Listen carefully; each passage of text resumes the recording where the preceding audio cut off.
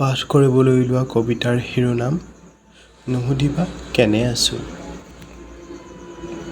কি সুন্দৰ আছিল তোমাৰ অভিনয়, তোমাৰ ভাল পোৱাৰ অভিনয়।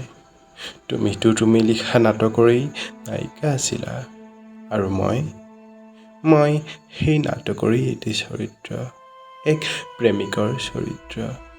জানা, এতিয়াও কাণত ভাহি উঠে তোমাৰ সেই সংলাপ। তুমি যে কৈছিলা, কেতিয়াও অকলশৰীয়া হ'ব নিদিওঁ তোমাক, সদায় তোমাৰ কাষতেই থাকিম।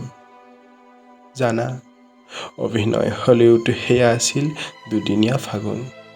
ফুলিছিল ৰঙচুৱা পলাশ মদাৰ, দুৰো দুৰো কঁপিছিল পছুৱাৰ বা লাগি মনৰ লিক যৌৱন। অভিনয়ৰ অন্ত, নাটকৰো আধৰুৱা যৱনিকা। তুমি আঁতৰি গলাগৈ দূৰলৈ, মোৰ পৰা বহু দূৰলৈ। জানা, বুকুৰ কৰবাত চপৰা চপৰে গৰাখহা ৰোমান হৈছিল। চকুলোবোৰে বাট নেপাই আদবাটতেই শুকাইছিল। আৰু ভাষাবোৰ মোৰ কোনো সংলাপ নাছিল। মই যে এটি নিৰ্বাক চৰিত্ৰ, দৰ্শকৰ জাউৰি জাউৰি চাপৰিৰো মোৰ উত্তৰ নাছিল।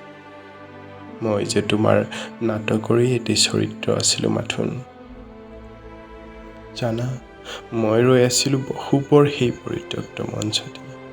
ভাবিছিলোঁ তুমি উলটি আহিবা, পিছে তুমি গলাগৈ এবাৰো উভতি নোচোৱাকৈ। এতিয়া নুসুধিবা কেনে আছোঁ, উত্তৰত মাথোন মৌনতাহে পাবা। কাৰণ মই যে এটি নিৰ্বাক চৰিত্ৰ, তুমি লিখা এখনি নাটকৰ।